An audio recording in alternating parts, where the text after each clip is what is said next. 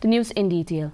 The Meghalaya government has successfully evacuated over 405 individuals, including students and tourists, from Bangladesh through the Dauki land port in West Giant Hills district on July 18th and 19th. This includes 80 students from Meghalaya, 131 from other Indian states, 249 from Nepal and 8 from Bhutan, as well as 4 tourists. Chief Minister Conrad K. Sangma informed that approximately 36 students from the state remain stranded in Bangladesh amidst a violent protest related to reservations.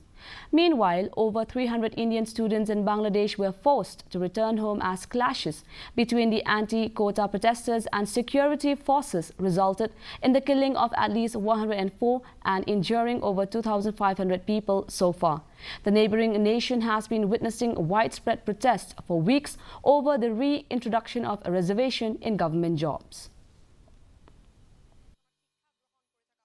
About 405 students from India have been evacuated from Bangladesh through Dauki, and out of them about 80 are from our state of Meghalaya itself, and then the rest are from other parts of the state of the country. We also have students from Bhutan and Nepal also who are there, and some tourists who were stuck, who again crossed the border from Dauki side.